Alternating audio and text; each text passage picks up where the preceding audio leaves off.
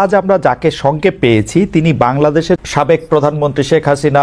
পরিস্থিতিতে বাংলাদেশের রাজনৈতিক মেরুকরণ, যারা ক্ষমতায় আছেন, যাদের অন্তর্বর্তীকালীন সরকার, তাদের সম্ভাবনা এবং ভবিষ্যৎ নিয়ে কথা বলার জন্য আজ আমাদের সঙ্গে রয়েছেন বেগম খালেদা জিয়া, বিএনপি সভাপতি। তিনিও আসলে বিএনপি চেয়ারপারসন, তিনিও আসলে চিকিৎসার জন্য লন্ডনে গিয়েছেন। শেখ হাসিনা, আমি আপনার কাছ থেকে জানতে চাইবো যে আন্দোলনে শেখ হাসিনার পতন হলো সেই আন্দোলন সম্পর্কে অন্তর্বর্তী সরকারের প্রধান উপদেষ্টা ডক্টর মোহাম্মদ ইউনূস যুক্তরাষ্ট্রে বিল ক্লিন্টনের উপস্থিতিতে একটা অনুষ্ঠানে বললেন যে এই আন্দোলন খুব পরিকল্পিতভাবে চালিয়ে নেওয়া হয়েছে, কিছুই হঠাৎ হয়নি। আমরা আপনার কাছে একটু জানতে চাইবো যে আপনার জ্ঞাতসারে কিংবা অজ্ঞাতে এই আন্দোলন কি শুরু থেকেই কোটার আড়ালে সরকার পতনের আন্দোলন ছিল? চক্রান্তটা শুরু হয়েছিল সেই 2022 সাল থেকেই। কিছুতে আমাকে ক্ষমতায় থাকতে দেবে না। আর বাংলাদেশ যখন উন্নত হয়ে গেছে, যারা এই সুদখোর ইউনূসের তো বহুদিনের লালায়িত স্বপ্ন, আর তার মদতদাতা আজকে এটা প্রমাণিত। সেই ইউএসআইডের টাকা আর আমেরিকার মদত, পাকিস্তানি আইএসআই মদত, জঙ্গি, সন্ত্রাসী, খুনি এরা এবং গ্রেনেড হামলাকারী, বিডিআরে আমাদের সেনা সদস্যদের হত্যাকারী, এরাই হচ্ছে তার শক্তির আধার। তাদেরকে নিয়েই তার পথ চলা, যা আজকে প্রমাণিত সত্য। এবং আমি আরেকটি খবর আপনাদের দিতে চাই। দুর্নীতি দমন কমিশনে ইউনূসের বিরুদ্ধে কয়েকটি মামলা হয়েছে। আর শ্রমিকদের অর্থ আত্মসাতের জন্য শ্রমিকদের করা মামলায় শ্রমিক আদালতে ইউনূস কিন্তু সাজাপ্রাপ্ত আসামি। সে কিন্তু একটা কনভিক্টেড আসামি এবং সে চক্রান্ত করে, সন্ত্রাস করে, জঙ্গিবাদকে সহায় করে এবং অপপ্রচার চালিয়ে সে ক্ষমতাটা দখল করেছে। ক্ষমতা দখল করার সাথে সাথে কী করেছে সে? তার আগে থেকেও প্রচেষ্টা ছিল। ইউনূস সেন্টার নামে একটা জায়গা, আপনারা জানেন, গ্রামীণ ব্যাংকের একটা সম্পত্তি, 11,000 স্কোয়ার ফিট বিনা পয়সা নিয়ে সেখানে তার ইউনূস সেন্টার। এবং এটা হচ্ছে একেবারে যত রকমের চক্রান্তের জায়গা। ইউনূস ক্ষমতায় যেয়ে কিন্তু নিজে ওই জায়গায় তার যে লোকরা বসা, তাদেরকে দিয়ে সারা বাংলাদেশে সার্ভে করার নামে লোক নিয়োগ দিয়েছে। ঢাকা জেলার জন্য 40 জন, আর তাছাড়া সারা বাংলাদেশের জন্য তার প্রায় 80 থেকে 100 জনের টিম। বিভিন্ন জেলায় জেলায় তাদের দায়িত্ব, যেখানে সিটি কর্পোরেশন বা পৌরসভা আছে সেই জায়গার জন্য বেশি করে লোক নিয়োগ। এবং ইউনিয়ন পর্যায় পর্যন্ত সে লোক নিয়োগ দিয়েছে, যাদেরকে সে টাকা দেয়। তাদের হাতে মোবাইল ফোন, একদম স্মার্টফোন, তাদের হাতে কম্পিউটার, এবং সমগ্র বাংলাদেশের সমস্ত তথ্য দিয়ে তারা পাঠায়। এই যে তথ্যগুলি সে সংগ্রহ করে যাচ্ছে, সেটা হচ্ছে আওয়ামী লীগের নেতারা কে বেশি জনপ্রিয়, অতীতে কে জনপ্রিয় ছিল, বা এমপি ছিল, বা চেয়ারম্যান ছিল, বা কি ছিল, বা ভবিষ্যতে কে হবে, আর বর্তমানেও কে আছে। এই সমস্ত তথ্যগুলি সংগ্রহ করা। বিত্তশালী সম্প্রদায় কাকে সমর্থন দেয়, আওয়ামী লীগকে দেয় না কাকে দেয়, তাদের তথ্য সংগ্রহ করা। এবং আওয়ামী লীগ, বিএনপি, জাতীয় পার্টি, জামাত কার কোথায় কি অবস্থা, ভোটের কি অবস্থা, এই সমস্ত তথ্য সংগ্রহ করার জন্য তার কিন্তু এজেন্ট নিয়োগ করা আছে।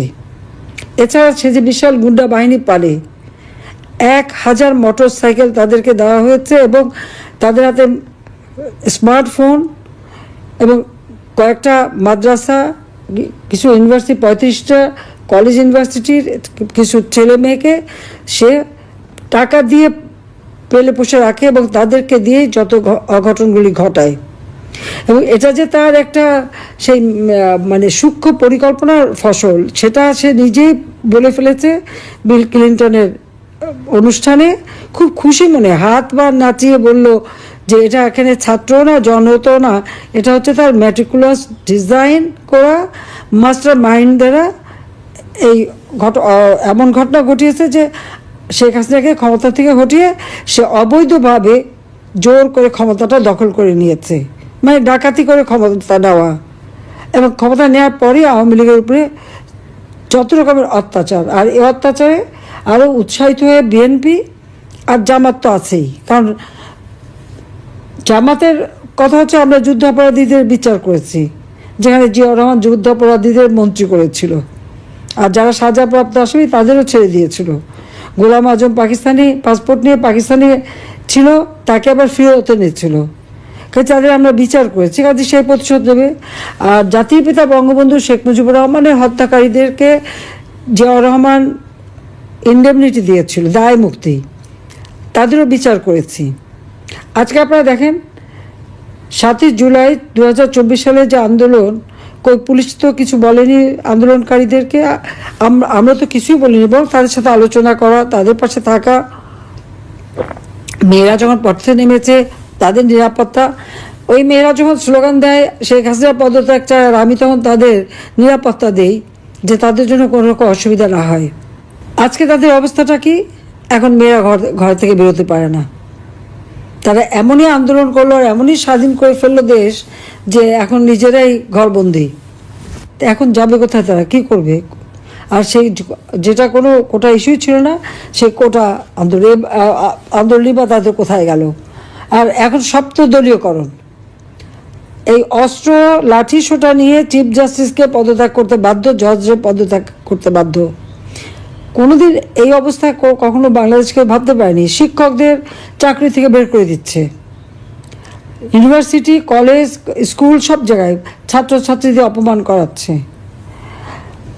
প্রতি পদে পদে চরমভাবে মানবাধিকার লঙ্ঘন করে যাচ্ছে। বাড়িতে ছোট শিশু তা থাকা সত্ত্বেও বাবা মাকে গ্রেপ্তার করেছে, বাবাকে তাকে মাকেও। তো এই বাচ্চাটাকে কে দেখবে? কি হবে তার? 93 জন আইনজীবীর বিরুদ্ধে মামলা তারা সারেন্ডার করেছে, তাদের জামিন দেবে না। কিছু জামিন দিয়েছে, কিছু দিচ্ছে না। মানে আপনি যে বিচার চাইবেন সেই সুযোগটাও নাই। আইনজীবীদের এইভাবে গণহারে মামলা দেওয়া, গ্রেপ্তার করা, পৃথিবীর কোনো সভ্য দেশে এরকম ঘটনা ঘটে বলে আমার তো জানা নেই, আমি তো দেখিনি। কাজে বাংলাদেশ আজকে কি? আইনের শাসন নাই, ন্যায় বিচার পাওয়ার অধিকার নাই, নারীদের কোনো স্বাধীনতা নাই। এবারে ঈদে শ্রমিকদের কান্নায় ভরা, 1100 ইন্ডাস্ট্রি বন্ধ, শ্রমিকদের কাজ পায় না। তার উপর আমার আওয়ামী লীগের নেতাকর্মীদের ঘর বা বসত বাড়ি, ব্যবসা প্রতিষ্ঠান, তাদের গরুর খামার, মৎস্য খামার, মুরগির খামার, ফলের বাগান সবই ধ্বংস। দোকানপাট যা ছিল একেবারে সব ভেঙে চুরে লুটপাট করে জ্বালিয়ে পুড়িয়ে নিঃস্ব করে দিচ্ছে। কেন? আওয়ামী লীগ যেন আর কোনোদিন মাথা তুলে দাঁড়াতে না পারে, এটাই তাদের চেষ্টা। হাজার হাজার ছাত্রছাত্রীরা আজকে লেখাপড়া করতে পারে না, ডিগ্রি কেড়ে নেয়, তাদেরকে পড়াশোনা করতে দেবে না। একটা মেয়ে পরীক্ষা দিতে গেল, তাকে কিভাবে লাঞ্ছিত করলো, তাকে যারা মারলো, চুল ধরে টেনে মাটিতে ফেললো, পুলিশ দাঁড়িয়ে থাকলো, সেনাবাহিনীর সদস্য দাঁড়িয়ে থাকলো, অপরাধীদের কিছুই বলল না। আর যে মার খেলো সেই মেয়েটাকে ধরে নিয়ে জেলে পড়লো। এই পুলিশ, সেনাবাহিনী হোক, প্রশাসন হোক, জনগণের ট্যাক্সের টাকা তারা বেতন পায়। আর তাদের সকলেরই আমি কিন্তু জীবন মান উন্নত করে দিয়েছি, বেতন ভাতা বাড়িয়ে দিয়েছি। কিন্তু এখন কি দেখলাম, তাদের কাছ থেকে জনগণ ন্যায় বিচার পেতে পারে না। এটা কোন ধরনের অবস্থা? একটা ইউনিয়ন পর্যন্ত এজেন্ট লাগিয়ে দিয়ে হাজার হাজার টাকা কোটি টাকা খরচ করে ইউনুস এখন কীভাবে আওয়ামী লীগ, 14 দল, মুক্তিযোদ্ধা, তাদেরকে নিঃস্ব করে দেওয়া, তাদেরকে ধ্বংস করে দেওয়া, সেই চেষ্টাই করে যাচ্ছে। আর তার দোসর জঙ্গি, সন্ত্রাসী, খুনি, দুর্নীতিবাজ, অবৈধ অস্ত্রধারী এবং জেলখানা থেকে তাদের সবাইকে মুক্তি দিয়েছে। গ্রেনেড হামলাকারী থেকে শুরু করে কেউ বাদ নেই, মুক্তি দিয়ে জেল ভরে ফেলেছে আমার আওয়ামী লীগের নেতা কর্মী দিয়ে। সবচেয়ে বড় কথা, পিটিয়ে মানুষ হত্যা করা, এমনকি আইনজীবীকে পিটিয়ে হত্যা করলো, মাথা কোপানো, মানে বর্বরতা। পাকিস্তান আর্মি গুলি করে মানুষ মারত, আর এরা এমনই বর্বর যে পিটিয়ে হত্যা, এমনকি অন্তঃসত্ত্বা নারী পুলিশ কনস্টেবলকেও ছাড়েনি। আর আমাদের মেয়েদের উপরে ইফতার বন্টন করতে, তাকেও, তার উপরেও জুলুম, তাকেও মেরে পাতা ফাটিয়ে দিয়েছে এবং কয়েকটা সেলাই পড়েছে।